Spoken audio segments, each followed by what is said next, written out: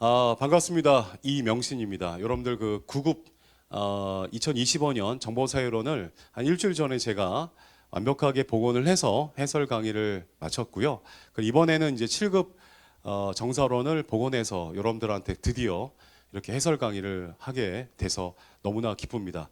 근데 여러분들이 좀 아셔야 될 거는 제가 작년에 7급과 9급을 완벽하게 복원을 했어요. 거의 뭐 타학원에서 부러울 정도로. 그리고 이번에 9급도 마찬가지 완벽하게 복원을 했는데 7급 같은 경우에는 이번에 7급 같은 경우에는 정보가 조금 부족했기 때문에 좀 시간도 많이 걸렸고, 그리고 25개 모두 다 복원을 하지 못했습니다. 그중에 한 개 빼고는 나머지 다 복원을 했거든요. 근데 완벽하진 않아요. 왜냐하면 저 나름대로 이제 만족을 가져야 되는데 만족을 좀 못 하겠는데, 그래도 다른 학원에서 제가 다른 학원을 참고하지는 않았는데 다른 학원의 거 비교했을 때 제가 또는 학원에서 같이 이 준비한 이 기출문제 복원이 보다 완벽하다는 건 여러분들이 알고 계시면 됩니다. 자, 그러면 시작을 해볼게요.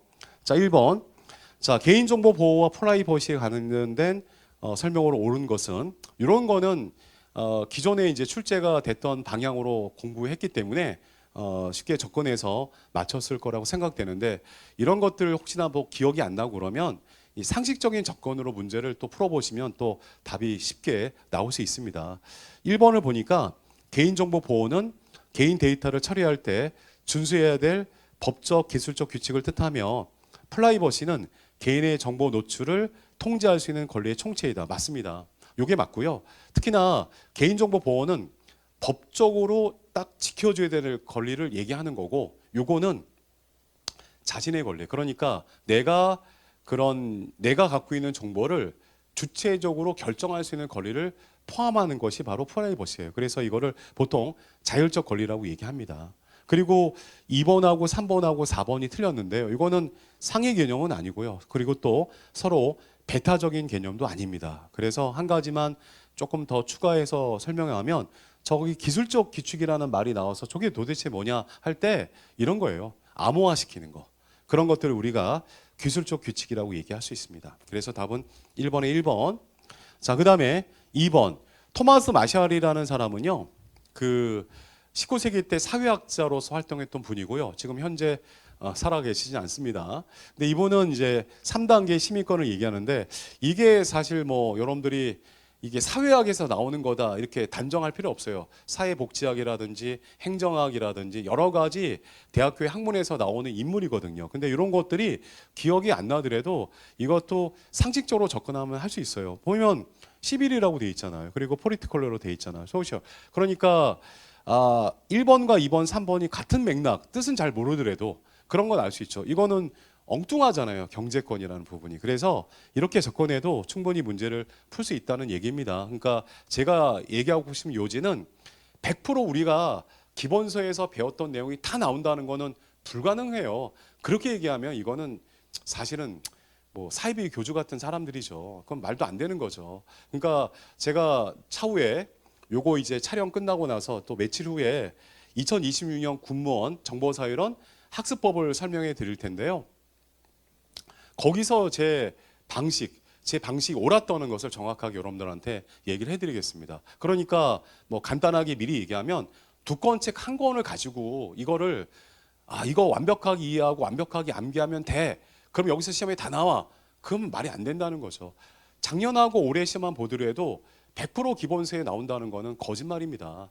자, 그래서 저는 어떤 방법을 했냐면, 선택과 집중의 기본서에 적정한 분량의 기본서를 정하고 그거에 맞춰서 기본편, 학습, 심화편, 그리고 뭐 동영, 그리고 뭐 파이널, 이렇게 뭐 제가 언급하지 않은 여러 가지 또 단계가 또 있거든요. 그 단계별로 1년 동안 얘가 끌고 오고, 또 카페에서도 간간히 계속적으로 주기적으로 시사적인 용어, 워낙 정보사회론의 내용이 수시로 내용이 바뀌고 하니까 그런 것들을 엄청나게 언급을 했더니 정말 2년차, 제가 이 학원에 3년차 맞이했는데 여지없이 드러나고 있습니다. 이거는 거짓말 아니고 여러분들 이명신의 정보사회론 카페에 들어가시면 알 거예요. 또 지털빌 사이트에 들어가시면 제 프로그램을 이렇게 사이트에 들어가시면 알 수 있습니다. 그래서 그 부분을 좀 더 정리해서 여러분들한테 동영상 강의 올려드리겠습니다. 자, 그런 맥락으로 얘기하는 거예요. 이 문제 자체를 해설을 갖다가 뭐 꼼꼼하게 안 하고 그런 차원이 아니라 어쨌든 간에 모르는 개념이 나오면 그거를 좀 상식적으로 접근하는 방법도 필요하다 차원에서 얘기했습니다. 자, 그리고 이거 공민권은 시민권하고 같은 얘기입니다. 그래서 좀 더 토마스 마실의 개념을 설명해 드리면 이분이 이제 얘기할 때는 시민권이 먼저 일단 읽고, 시민권이라는 건 개인이 갖고 있는 자유평등 기본적인 권리, 우리가 보통 천부인권이라고 얘기하잖아요. 그 다음에 정치권은 이제 참정권을 말하는 거죠. 참정권은 여러분들이 투표하는 그런 권리를 얘기하는 거예요. 그 다음에 사회권은 그러면 이제 국가가 보장을 해주는 권리.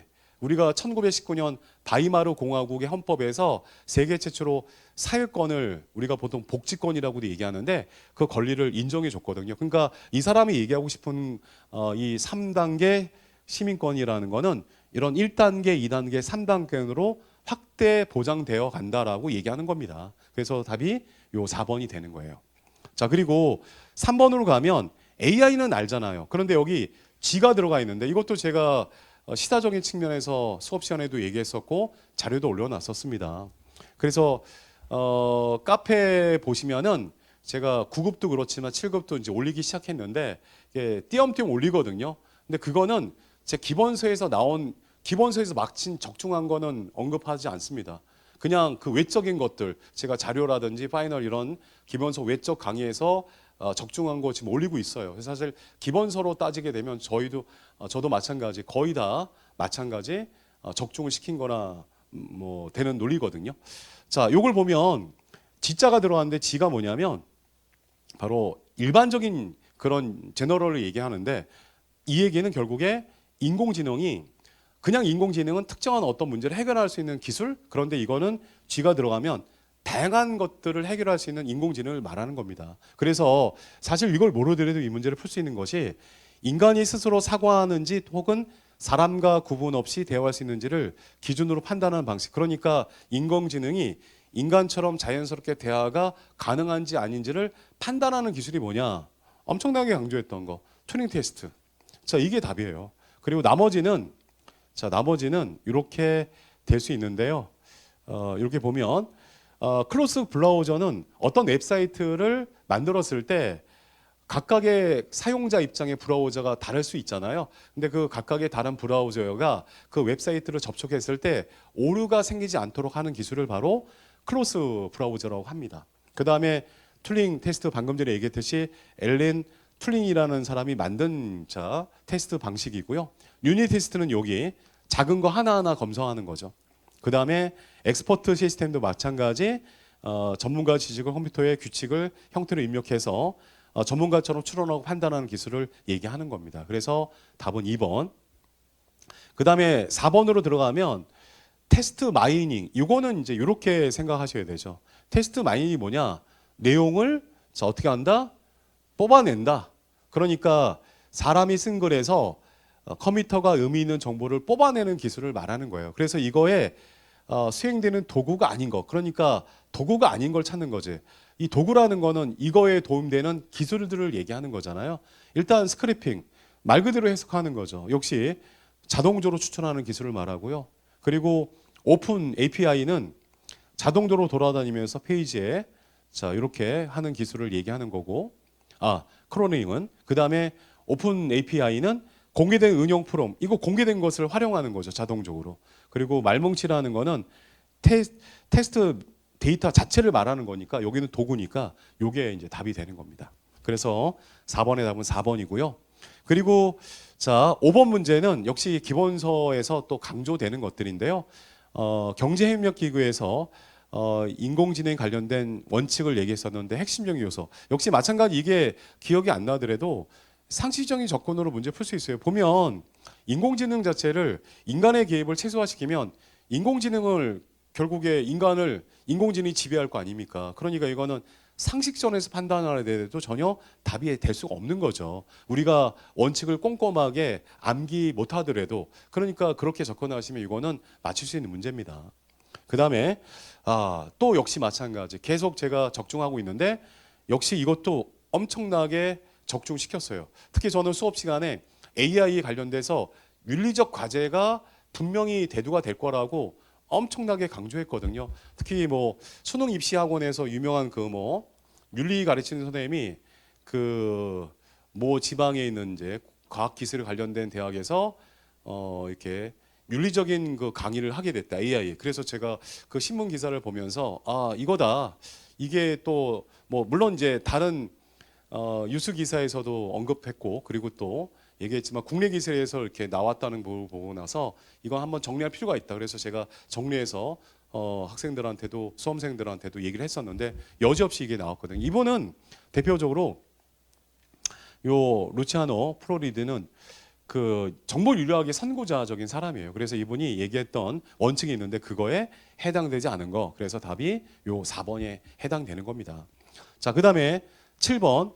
자, 7번을 보면 데이터베이스. 이거는 기본적인 개념이 컴퓨터 기초에 해당되는 거죠. 그래서 관련 있는 정보를 체계적으로 모아놓은 저장소다라고 하는 부분.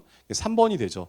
중복 데이터를 중심으로 하지는 않죠. 이번에 7급의 문제의 특징은 약간의 컴퓨터 분야의 용어들이 덜어 많이 출제가 됐어요. 9급보다는.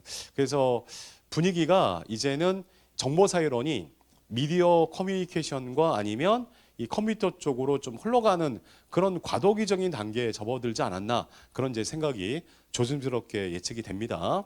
물론 이번에 9급, 7급 같은 경우에는 정보사회 담론적인 측면의 문제가 출제가 됐긴 했지만 과거처럼 엄청나게 많이 출제되지는 않았거든요.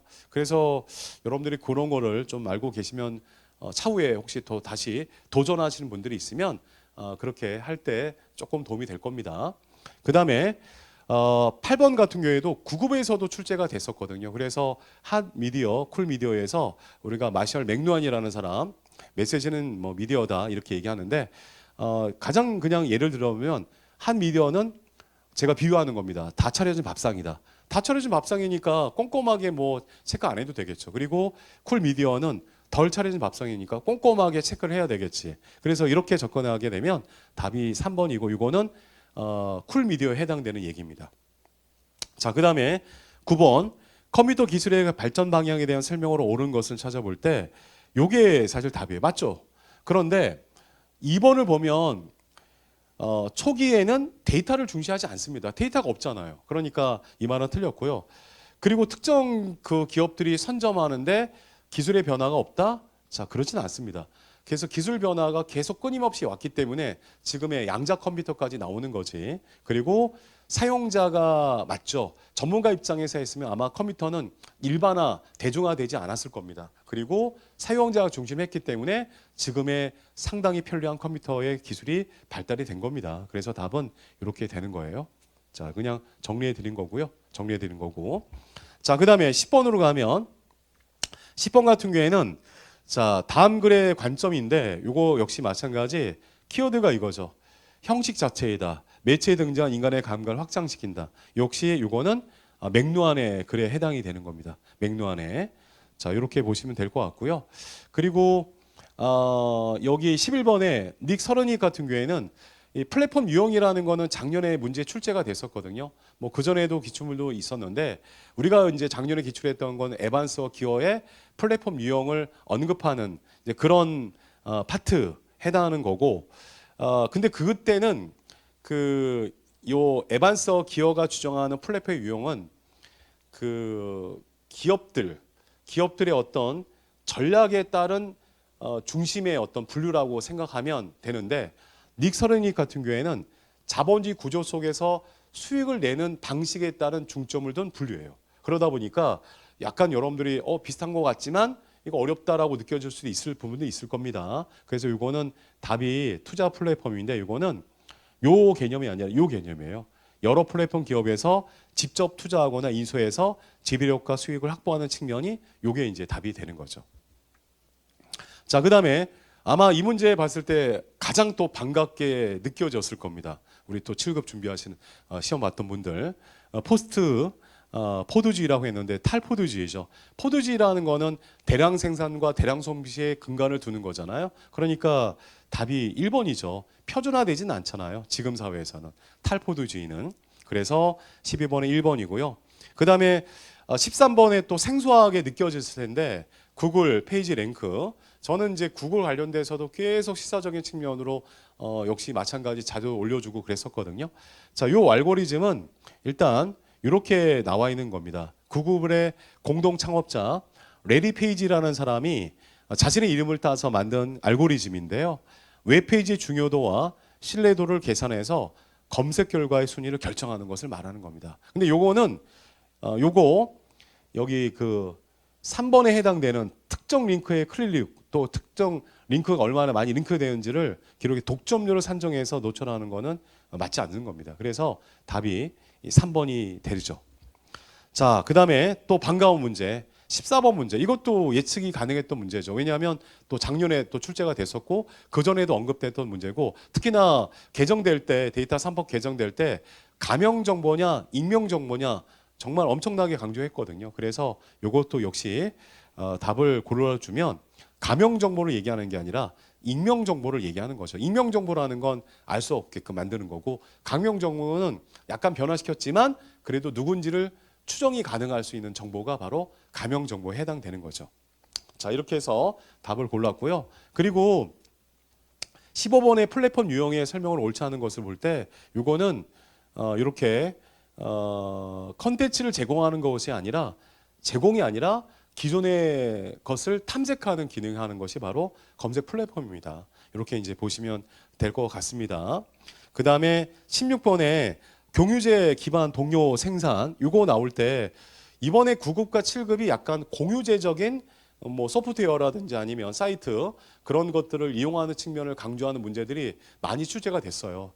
그거에 관련된 문제고 특히나 위키피디아가 이렇게 또 해당되는 예양이 되는 거죠. 그래서 다 옳지 않은 것은 이렇게 기업 중심의 전략으로 운영 이런 것도 사실 모르더라도 그 접근하는 방식 상식적으로 접근하게 되면 충분히 이것도 쉽게 풀 수 있는 측면도 있습니다.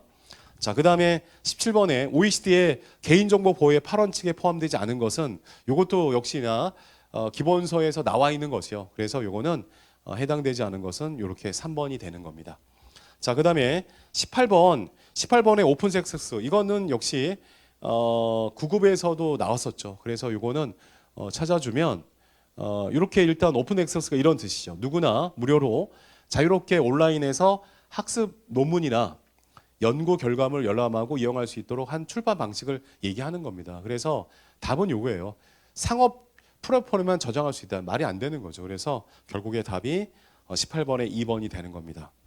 자, 그리고 19번에 매스미디어의 메시지 중에 중계 기능에 대한 설명으로 틀은 것은 뭐 나머지 송신자, 수용자 사이에서 정보를 연결하고 확산시키는 역할을 한다. 맞죠?